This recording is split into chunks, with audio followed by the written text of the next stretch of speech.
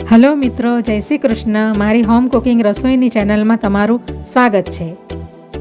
આજે હું ઉનાળામાં ઠંડક આપી પેટની બીમારી દૂર કરે એવું ઠંડુ બિલ્લાનું શરબતની રેસીપી શેર કરવાની છું. આ શરબત ખૂબ જ ફાયદાકારક અને સ્વાસ્થ્યવર્ધક હોય છે. આ શરબતનો ટેસ્ટ એટલો સુપર અને ખાટો મીઠો હોય છે કે એકવાર પીશો તો વારંવાર પીવાનું મન થશે. આજે હું બિલ્લાના શરબતની રેસીપી શેર કરવાની છું, જે ઉનાળાની ગરમીમાં રાહત આપે છે અને લૂથી બચાવે છે અને શરીરમાં ઘણા બધા ફાયદાઓ કરે છે. અને આ બિલ્લાના એટલા બધા ફાયદા છે કે બ્લડ સુગરને પણ નિયંત્રિત કરે છે અને એના ઘણા બધા ફાયદાઓ છે. હાર્ટ માટે પણ ફાયદાકારક છે અને લીવર માટે તો બેસ્ટ છે. એટલે ખાસ કરીને ઉનાળામાં આનું શરબત પીવામાં આવે છે અને લારીઓ પર પણ મળે છે. તો આજે આપણે બિલ્લાના શરબતની રેસીપી શેર કરીશું. તો એના માટે મેં એક આ બિલ્લું લઈ લીધું છે. થોડુંક પાક્કું હોય એવું જ બિલ્લું લેવાનું, એટલે અંદરથી ઓરેન્જ પલ્પ નીકળશે. અને આને વુડ એપલ પણ કહેવામાં આવે છે. જે શિવજીને બીલીપત્ર ચડે છે ને એના ઝાડનું ફળ છે આ. તો હવે આપણે એને તોડી લઈશું આવી રીતે.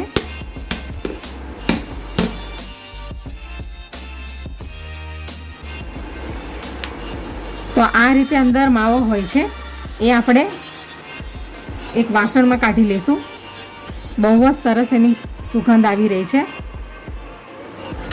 બધો આપણે આવી રીતે ચમચાથી બધા માવાને કાઢી લઈશું.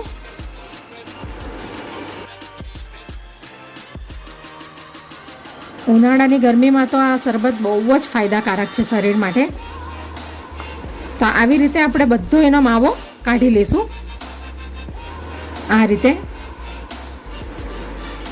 અને ખાસ કરીને ઉનાળામાં બહાર લારીઓ પર પણ આ જ્યુસ ખૂબ પ્રમાણમાં મળે છે. તમે આ બિલ્લાના માવાને તમે મિક્સીમાં ગ્રાઇન્ડ બી કરી શકો. એવી રીતે બી તમે એનું શરબત બનાવી શકો. 1 ગ્લાસ પાણી નાખીશું અંદર. હવે આપણે હાથથી કરીશું. બરાબર એને આવી રીતે મિક્સ કરી લઈશું. આપણે પલ્પ એનો બધો નીકાળી લઈશું હાથથી. તમારે મિક્સીમાં કરવું હોય તો મિક્સીમાં પણ કરી શકો.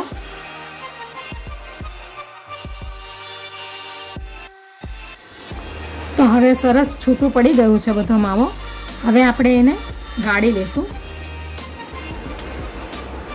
તો આવી રીતે એક મોટો વાસણ લઈ લેવાનું છે. હવે આપણે એને આ વાસણમાં આ સ્ટેનરમાં નાખી દઈશું.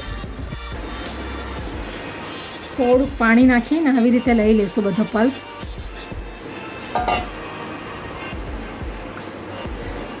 હવે આવી રીતે આપણે એનું જ્યુસ કાઢી લઈશું બધું.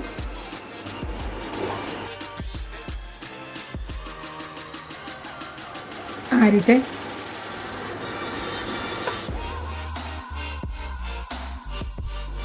બધો પલ્પ આપણે એનો નીકાળી લઈશું આવી રીતે.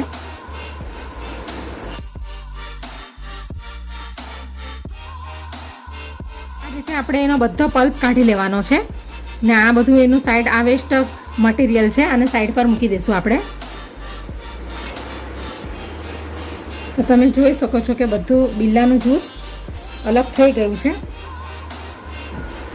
તો હવે આપણું બિલ્લાનું પલ્પ રેડી થઈ ગયું છે. હવે આપણે એનું શરબત બનાવવાનું ચાલુ કરીએ. હવે આપણે એની અંદર 2 ચમચી જેટલો ગોળ નાખીશું. તમારે ગોળ ન નાખવો હોય તો તમે એની અંદર સુગર પાવડર અથવા તો મિશ્રી પણ નાખી શકો. અડધું લીંબુ નાખીશું.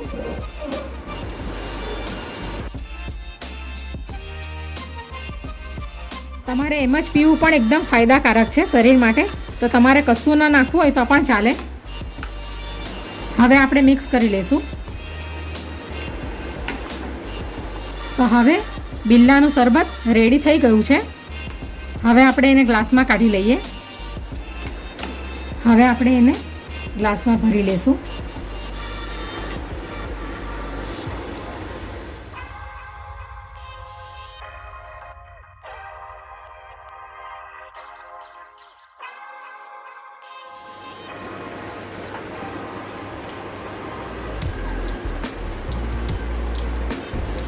તો તૈયાર છે બિલ્લાનું શરબત. એકદમ હેલ્ધી અને ટેસ્ટી. જે શરીરને ખૂબ જ બેનિફિટ્સ આપે છે અને ઉનાળામાં તો ખાસ કરીને પીવાથી લૂ વગેરે પણ નથી લાગતી એનાથી. તો તૈયાર છે બિલ્લાનું ટેસ્ટી અને હેલ્ધી શરબત. તમારે એને ઠંડુ કરીને પીવું હોય તો ઠંડુ કરીને પી શકો, તમારે એને એમનામ પીવું હોય તો એમનામ પણ પી શકો, અને તમારે અંદર જીરા પાવડર, શેકેલું જીરુંનો પાવડર, સંચળ પાવડર અથવા તો બરફ નાખીને પીવું હોય તો એ પણ તમે પી શકો. મેં 2 ગ્લાસમાં ખાલી બરફ નાખ્યા છે, બાકીના બરફ વગરના છે, એટલે બંને રીતે આપણે એને પી શકીએ. તો તૈયાર છે બિલ્લાનું વુડ એપલનું જ્યુસ.